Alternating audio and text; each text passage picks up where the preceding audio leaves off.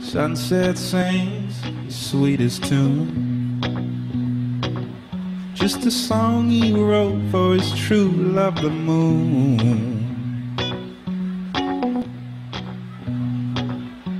I held you dear since the dawn of time. You know it's true that for you I shine. I'm growing up, you're coming down. I'm only hoping someday you'll turn around, 'cause I'd be shining and then you'd see who could love you more than me. I love my job. I love getting up in the morning. I love going to bed at night. I love, love, love my job. There's a lot of people that would think, poor you, you're stuck there 24/7, you don't ever get to go anywhere.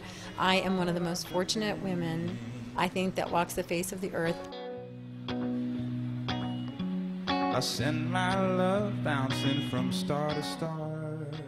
We got our first senior dog from the Montgomery County Humane Society. His name was BJ, and his little tongue hung out the side of his mouth. And my husband was very supportive of that.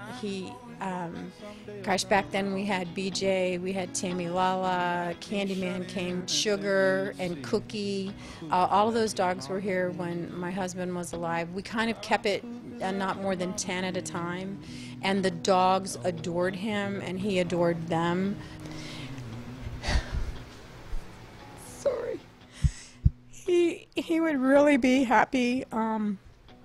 When he was close to passing away, he wanted me to be able to stay in the house and be here with the senior dogs and to take care of them and never have to go out to work and just be able to take care of the senior dogs.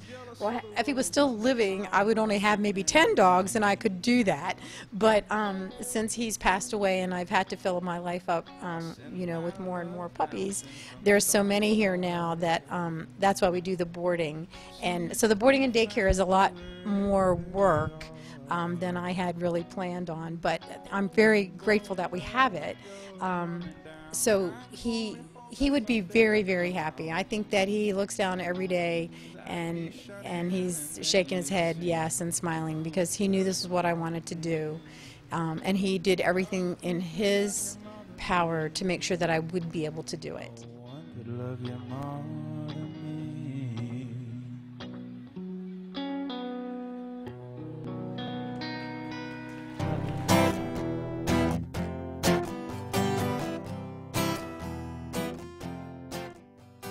Now we have 24 resident dogs. We have 5 resident cats.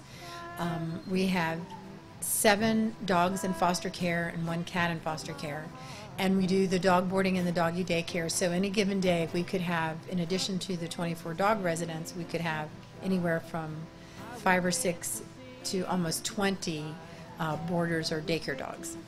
We have lists on the refrigerator. We have like magnets with all of the residents' names on it. When I feed, I move the magnet over to show that that dog got fed already, and we do that till it all gets, all the magnets get moved over and we know nobody got missed. At night before I go to bed, I have a census list, and we actually go through and we touch heads and make sure that everybody's in and safe before we lock the doors and turn on the burglar alarm and all go up to bed.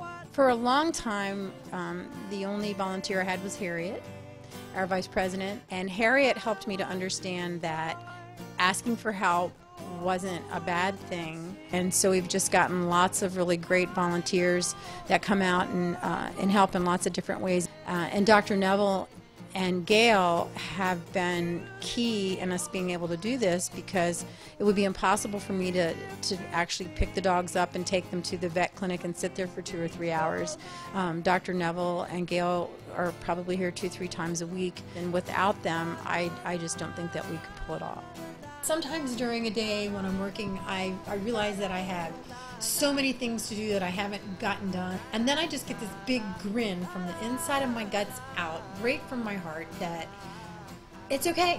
And I don't think oh, if it could just be 5 o'clock and I could be finished with this. It's like, mm-mm. And often when I go to bed at night, I lay my head down, snuggle all up with everybody, and I think, and I get to do this again tomorrow.